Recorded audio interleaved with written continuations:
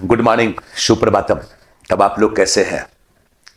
आज social media पे BPSC chairman का भी स्टेटमेंट आया, सचिव का भी स्टेटमेंट आया और बिल्कुल क्लियर हो चुका है कि 17वीं बीपीएससी पीटी परीक्षा का आयोजन अपने सुनिश्चित तिथि को ही होगा, यानी 13 दिसंबर को ही होगा। उसी टाइम पर जो टाइम मेंशन किया है बीपीएससी ने, ये बिल्कुल अब क्लियर हो चुका है। आप लोगों की तैयारी भी काफी बेहतर है, आप लोगों ने प्रैक्टिस भी काफी बेहतर किया है। इसके बावजूद कभी कभी ऐसा होता है कि बेहतर तैयारी, बेहतर प्रैक्टिस के बावजूद हम उतना स्कोर नहीं कर पाते जितना होना चाहिए। कहीं ना कहीं कुछ प्रभावित तो हो ही जाता है। इसका मतलब है कि एग्जामिनेशन हॉल की भी कुछ स्ट्रैटेजी होनी चाहिए। कुछ ना कुछ तो गलतियां करते हैं जिसके कारण स्कोर कम जाता है। अगर वैसी गलतियों को ना करे तो 20-25 स्कोर तो बढ़ ही सकता है। आखिर वो क्या मुद्दा है? आपने देखा होगा कई बार ऐसा होता है कि स्टूडेंट एग्जामिनेशन देकर निकलते हैं और बाद में बताते क्या है, भाई तो हम रोल नंबर लिखना भूल गए, हमने डेट ऑफ बर्थ को लिखा नहीं, या क्वेश्चन का बुकलेट नंबर हमने डाला नहीं, सीरीज हमने डाला नहीं। इसका मतलब है कि जब आप एग्जामिनेशन हॉल में जाते हैं तो बिल्कुल ध्यान रखने की बात है कि आप बिल्कुल शांत रहें, प्रेशर मुक्त रहें, ये जरूरी है ना। और उसके बाद जो सबसे पहला वर्क होता है वो वर्क ये होता है कि आपको ओएमआर शीट मिलता है, आपको क्वेश्चन पेपर मिलता है। तो सबसे पहले पर्सनल डिटेल्स को बेहतर तरीके से फिल करें, जरूरी है। उसमें आपको अपना रोल नंबर लिखना होता है, डेट ऑफ बर्थ लिखना होता है और आपके प्रेजेंटेशन का जो सिग्नेचर करना पड़ता है, क्वेश्चन का बुकलेट सीरीज डालना होता है। बिल्कुल ध्यान से इसको क्या करें, फुलफिल करें, है ना। तब दूसरा मुद्दा ये उठता है, कई बार आपने ये भी देखा होगा या आपके साथ भी ऐसा हुआ होगा कि एग्जामिनेशन देकर निकले बाहर, तब याद आया जा ये क्वेश्चन तो हमको आता था और हमने गलत कर दिया। पूरी जानकारी थी उस क्वेश्चन की और फिर गलत कर दिया। ऐसा क्या होता है? इसका मतलब है कि हम क्वेश्चन को ध्यान से नहीं पढ़े, हमने विकल्प को ध्यान से नहीं पढ़ा। कई बार ऐसा होता है निम्नलिखित में से कौन सही है, और कई बार पूछता है निम्नलिखित में से कौन गलत है। ऐसा भी होता है। कई बार स्टेटमेंट बेस्ड क्वेश्चन होता है। तो वैसी स्थिति में अगर हम प्रश्न को सावधानी पूर्वक ध्यान से नहीं पढ़ेंगे तो फिर आंसर के गलत होने की संभावना है। तो दूसरा मुद्दा यह है कि किसी भी क्वेश्चन को बिल्कुल ध्यान से सावधानी पूर्वक पढ़ें, तब उसका आप आंसर बनाएं, है ना।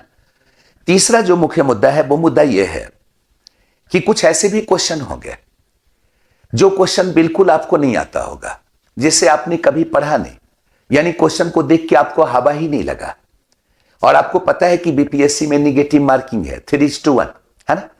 तो फिर ऐसे क्वेश्चन को बिल्कुल छोड़ देना है। ऐसे क्वेश्चन में तुक्काबाजी करने की कोई जरूरत नहीं है कि हम तुक्का लगाएंगे, भगवान को याद किए और कुछ भी ABCD मार दिया। निगेटिव मार्किंग है, ये बिल्कुल निगेटिव में जाएगा, ऐसा बिल्कुल नहीं कीजिएगा, ठीक है।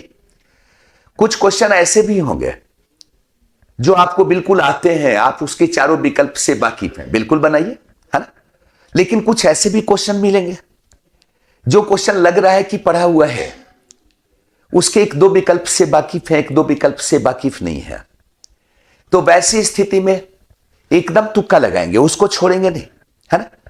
जब उसको नहीं छोड़ेंगे तो बनाएंगे कैसे? ये नहीं कि हम उसमें सही की तलाश करेंगे, नहीं, हम उसमें गलत की तलाश करेंगे। वहां पे बिल्कुल एलिमिनेशन थियरी का इस्तेमाल करेंगे कि बाकी हम उसमें किसको छांट सकते हैं, किस विकल्प को छांटे। अगर स्टेटमेंट बेस्ड क्वेश्चन है, बिल्कुल कोशिश करना है कि हम किसका एलिमिनेशन करें, किसे एलिमिनेट करें, है ना। तब जब आप मतलब कि आंसर पर पहुंचेंगे ना, बिल्कुल सही होगा। इसका मतलब है कि हम तुक्का उसी क्वेश्चन पे लगाएंगे जहां हमको 50% आता हो, है ना। और तब वहां पे एलिमिनेशन थ्योरी का इस्तेमाल करेंगे, एलिमिनेट करेंगे और तब आंसर बनाएंगे। सही होने की संभावना बढ़ जाएगी, है ना। जनरली ऐसे एग्जामिनेशन में होता क्या है कि हम 40-45 क्वेश्चन ऐसा करते हैं जिसको हम आधा अधूरा जानते हैं, यानी हम कुछ उसके बारे में जानते हैं, पूरी तरह नहीं जानते हैं। लेकिन वहां पे अगर हम एलिमिनेशन थ्योरी के आधार पे अगर हम आंसर बनाएंगे जाहिर सी बात है कि अधिकतम क्वेश्चन सही होगा, इसका भी थोड़ा ख्याल रखें। और एक बात का विशेष रूप से ध्यान रखिएगा, जनरली स्टूडेंट क्या करते हैं ना, एक बार क्वेश्चन बनाया और बनाने के बाद तब फिर OMR शीट पे रंगने का काम करते हैं। ये गलती से भी नहीं कीजिएगा। कुछ स्टूडेंट ऐसे भी हैं 15-20 बनाया उसके बाद रंगा, ये भी नहीं करना है। एकदम जिस जिस क्वेश्चन को हम सोल्व करेंगे उसी वक्त हम क्या करेंगे, OMR शीट पे उसके आंसर को कलर करेंगे। ये एकदम रेगुलर प्रक्रिया है। जो आंसर क्वेश्चन बना रहे हैं, आंसर रंग रहे हैं, होते रहना चाहिए। उसको बाद के लिए नहीं टालिए। इसका मतलब बाद के लिए आप इसलिए टाल रहे हैं कि दोबारा देखेंगे कोई आंसर बदलेगा। एकदम ध्यान रखिएगा, इंफॉर्मेटिव क्वेश्चन में जो विकल्प पहली बार दिमाग में आ रहा है कि यही आंसर है, उसको एकदम नहीं बदलना है, नहीं तो गलत होने की संभावना ज्यादा है। इसलिए एकदम हमेशा आंसर बनाना है और OMR शीट पे आंसर को रंगना है, ठीक है, जो आपका आंसर है। ओके। एक और मुद्दा है जिसका ख्याल रखने की जरूरत है एग्जामिनेशन हॉल में। कई बार ऐसा होता है, कई बार क्या, अक्सर यही होता है, आपके अगल बगल बैठे हुए लोग आपको ज्यादा जानकार दिखेंगे, लगेगा बाप रे इसको बहुत अच्छा आता है, मुझे तो कुछ नहीं आता है। और वैसी स्थिति में आपको अपेक्षा रहती है कि कुछ क्वेश्चन उससे पूछ लें, और वो बंदा भी बड़ा कॉन्फिडेंट होकर बताएगा। जो स्टूडेंट की तैयारी बेहतर है वो भला आपको आंसर क्यों बताना चाहेगा? वो अपने लिए कंपटीटर क्यों क्रिएट करेगा? नहीं करेगा, है ना। जिसकी तैयारी ही बेहतर नहीं, उससे क्या फर्क पड़ता है, कुछ भी आंसर बता देगा। इतना कॉन्फिडेंट होकर आंसर बताएगा कि आपको लगेगा कि आप जो जानते थे वो गलत है, वो जो बता रहा है वही सही है। ये गलती से भी ना करें।